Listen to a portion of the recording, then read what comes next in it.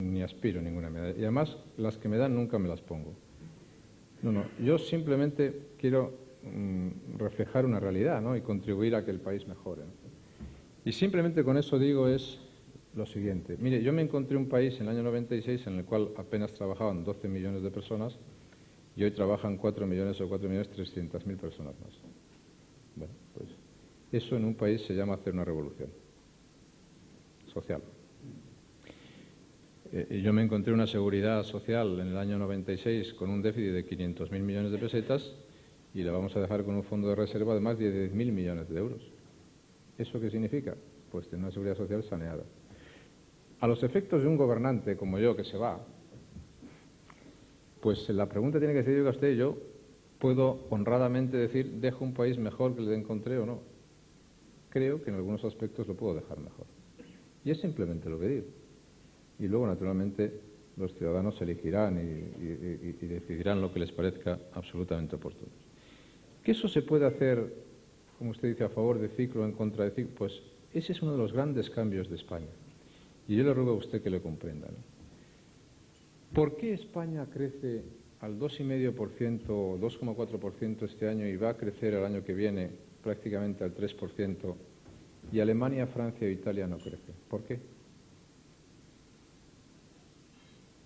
¿Por qué? ¿Por qué Portugal tiene un crecimiento cero o crecimiento negativo? ¿Por qué el Reino Unido y España son los países que más crecen?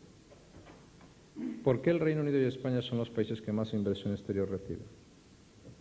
Pues yo le voy a decir a usted por qué.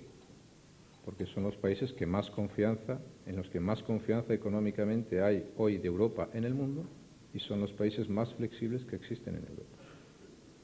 No es una casualidad. En el año 96 España podía tener un déficit tenía un déficit del 7%, lo podíamos seguir teniendo ahora. O tener un déficit del 4 o del 5%. Tenemos equilibrio presupuestario. ¿Eso es un milagro? ¿No? La cuestión está en que España, por primera vez, cuando el ciclo económico ha sido negativo, ha seguido creciendo y creando empleo. Y yo solamente digo, eso responde a unas causas. Las causas son el equilibrio presupuestario y la flexibilidad. Por favor, no toque usted eso. Y yo me alegro mucho que los que antes me llamaban de todo por mantener el equilibrio presupuestario, ahora parece que se han convertido al equilibrio presupuestario. Y yo me alegro, por favor, no lo toquen. Porque es una gran ventaja comparativa para España. Pero nosotros no hemos remado solo a favor de ciclo. Porque si remásemos a favor de ciclo, ¿por qué Alemania crece ceros? ¿Por qué Francia crece el 0,4? ¿Por qué? ¿Qué ciclo es ese? No, es que en España se dan fundamentos económicos que no se daban antes. Y eso nos debe alegrar. Y luego cada uno le pone al gobierno los méritos que tenga. Para mí los méritos son de la capacidad de adaptación de la sociedad española. Y digamos que el gobierno no se ha equivocado. Y dentro de eso nosotros tenemos, digo yo, problemas de prosperidad. Antes poníamos los problemas de los inmigrantes. Dice usted que la vivienda en España es inasequible para un porcentaje muy alto de la población. Pues le quiero decir, oiga, vamos a construir el año que viene 650.000 nuevas viviendas en España. Más que Francia y que Alemania juntas. Y récord histórico de creación de viviendas en España. A unos tipos de interés bastante reducidos. Si usted me dice, el precio del suelo en España es caro, yo le digo, de acuerdo. Ha crecido en los últimos años el 125%. Hace 8 años estaba creciendo al 250%. ¿Yo soy partidario de liberalizar eso? Sí. ¿Puedo? No. ¿Por qué? Porque no es competencia mía. Y algunos me dicen, no elimine usted responsabilidad. No, me sé, si yo acepto todas las responsabilidades, igual, para estas alturas, fíjese usted. Todas. Incluso las que no tengo. Todas. Pero eso no es responsabilidad mía. Si usted me dice, los ayuntamientos y las comunidades autónomas deberían liberalizar solo, yo estoy totalmente de acuerdo. ¿Eso sería útil para el acceso a la vivienda? Totalmente de acuerdo. Ahora, fíjese usted ese dato y pregúntese usted por qué. Porque ¿cómo es posible que en España se construyan 650.000 viviendas? ¿Cómo es posible que se vendan todas? ¿Y cómo es posible que nadie pueda acceder a la vivienda? Pues al mismo tiempo no es posible. Entonces, mira usted, de las 650.000, 180.000 se construyen en la costa y el 30% de esas son para extranjeros, que es verdad, para europeos. Digo, muy bien, ¿y el resto? ¿Cuánto es el esfuerzo a los tipos de interés de hoy que tiene que hacer una familia para comprarse una vivienda? ¿Y cuánto era el esfuerzo hace 8 años a los tipos de interés de hace 8 años y los precios de 8 años? Porque a lo mejor se hacía más esfuerzo entonces que ahora. Y si usted une las desgravaciones fiscales, si une la rebaja de impuestos familiares, la rebaja de impuestos empresariales, y se une además los tipos de interés de las hipotecas, verá usted cómo las cosas pueden tener alguna explicación. Y después de eso, le digo a usted, el suelo en España es caro. E injustificadamente caro. Sobre todo en algunos sitios de España, que lo que sobra es suelo. Donde falta todavía se puede entender, pero en otros sitios no es justificable.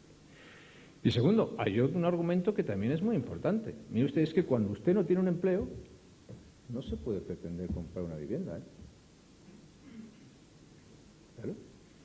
Es que los 4.200.000 personas equivalentes a una parte muy importante de las familias españolas, hace 8 años no podían ni por asomo pensar en comprar una vivienda o en comprarse un coche o en invertir donde quisieran sus ahorros. ¿Por qué? Porque no tenían trabajo. Ese es el cambio que se está produciendo. Y dicho sea eso, pues yo espero que el precio del suelo y también el precio de la vivienda pueda bajar. Me dice usted que nosotros hemos hecho una política un poco centralista, cosa que lo has puesto usted en términos muy moderados porque estoy acostumbrado también a otros todavía, a otros más, digamos.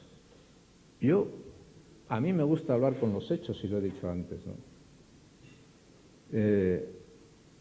Antes he dicho algunos datos. Yo debo ser un centralista un poco raro, porque es incomprensible que yo sea un centralista y al mismo tiempo España, durante la época del gobierno que yo he presidido, haya llegado a los mayores niveles de autogobierno que ha tenido nunca. Es imposible. O sea, yo soy un centralista que acepta y promueve que los ingresos de la Generalidad aumenten el 60% en los últimos años. ¿O que aceptar la capacidad normativa de las comunidades autónomas? ¿O que se llegue prácticamente al máximo de autogobierno? Yo soy un centralista rarísimo, ¿eh? Ahora, yo no le voy a decir a una empresa dónde se tiene que instalar. Eso ya se lo digo, ¿eh? Yo no le voy a decir a una empresa dónde se tiene que instalar. Se instala donde quiere. Si quiere instalarse en Barcelona, se instala en Barcelona. Si quiere instalarse en Madrid, se instala en Madrid. Si quiere instalarse en Alicante, se instala en Alicante. Y si quiere instalarse en Santiago de Compostela, en Santiago de Compostela. Ese es el problema de la empresa, no es mi problema. Yo no estoy en el gobierno para decirle a las empresas lo que tienen que hacer, sino para crear las condiciones para que las empresas puedan tomar decisiones. Y si hay empresas que deciden venirse, y lo he dicho antes, ojalá se decidan venir a Barcelona todas las empresas que quieran. Pero yo no les diré ni aquí ni en ningún lado, ni que se vayan ni que se queden.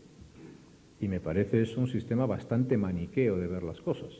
Y, por supuesto, bastante imposible de manejar desde el punto de vista de la realidad empresarial.